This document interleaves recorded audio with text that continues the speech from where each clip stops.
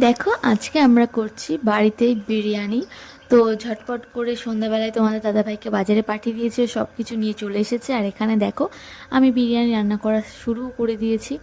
আর এখানে দেখো আমি করছি হচ্ছে পেঁয়াজের রসের বিরিয়ানি। ফার্স্ট টাইম ট্রাই করছি, এর আগেও অনেকবার বিরিয়ানি করা হয়েছে বাড়িতে, বাট এইভাবে করা হয়নি, এই স্টাইলে আজকে প্রথম করা হচ্ছে। তো জানি না কেমন হবে খেতে। তো দেখো ঝটপট করে বিরিয়ানিটা করে নিচ্ছি। প্রথমে আলুগুলো পেঁয়াজের রসে সেদ্ধ করে নিয়েছি, তারপরে ফ্রাই করা যে ম্যারিনেট করা ফ্রাই করেছি যেটা চিকেনটা, সেটাও দিয়ে দিচ্ছি। তো এখানে দেখো সবটা করা কমপ্লিট হয়ে গেছে। আর এখানে তোমাদের দাদাভাই বিরিয়ানি লেয়ারিং করে নিচ্ছে ঝটপট করে। তো লেয়ারিং করার পর এটা দম দিয়ে রাখা হয়েছিল প্রায় আধ ঘন্টা পৌনে 1 ঘন্টা। তারপর এটাকে দেখো আমরা খুলে নিচ্ছি। আর যখন ঢাকনাটা খুললো জাস্ট অসাধারণ একটা স্মেল এসেছে, দারুণ লাগছিল।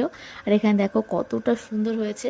তো তোমরা অবশ্যই কমেন্ট করে জানিও যে তোমরা কারা কারা বিরিয়ানি খেতে পছন্দ করো, আর কে বাইরে কেনা দোকানের কেনাটা খেতে পছন্দ করো নাকি বাড়ি বানানোটা। তো এখানে দেখো বিরিয়ানি আমরা সবাইকে দিয়ে টিয়ে আমরাও নিয়ে বসে পড়েছি খেতে। তো এখানে দেখো তোমাদের দাদাভাইকে কাছে জিজ্ঞাসা করছিলাম যে কেমন হয়েছে, তো ও বলছিল যে খুব সুন্দর হয়েছে খেতে। তো আমার কাছে তো দোকানের থেকে বাড়িটাই বেশি ভালো লাগে বিরিয়ানিটা খেতে। তো ও বলছিল যে চিকেনগুলো হেভি সুন্দর হয়েছে, সেদ্ধ দারুণ খেতে হয়েছে। তো ওখানে অমিতও বলছিল যে দারুণ হয়েছে খেতে।